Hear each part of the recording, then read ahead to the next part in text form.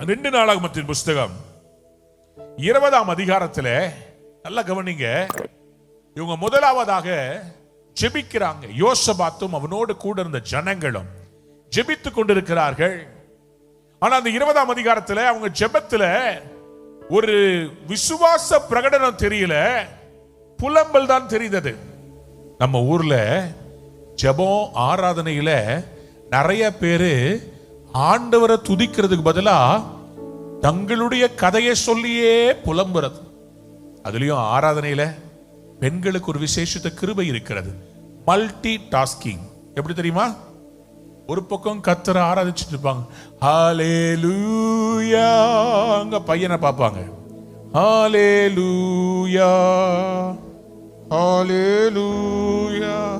பேகை திறக்காதேன்னு சொல்லி இந்த அம்மா ஆராதனை இங்க நடந்துகிட்டு இருக்கோம், இங்க சைட்ல ஒண்ணு வச்சுட்டு இருப்பாங்க, ஹல்லேலூயா ஹல்லேலூயா. அந்த பக்கம் புருஷனை பார்ப்பாங்க, காணிக்கை காசு கொண்டதியா, ஹல்லேலூயா ஹல்லே. இப்படி இருந்தா எப்படி ஏவுறது? Physically present, spiritually absent. பக்கத்துல பார்த்து சொல்லுங்க, உங்க முப்பரிமாணமும் இங்க இருக்குதான்னு கேளுங்க பாப்போம்.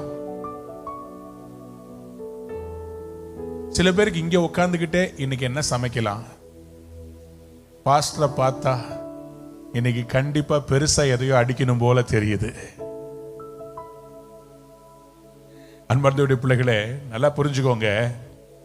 இன்னைக்கு உங்க உள்ளத்துல ஆராதனையில ஒரு எழுப்புதல் வரணும், ஜெபத்துல ஒரு அனல் வரணும், ஒரு ஆவியின் ஏவுதல். எத்தனை பேர் ஆமென் சொல்ல விரும்புறீங்க? சத்தமா ஒரு அல்லேலூயா ஹல்லேலூயா.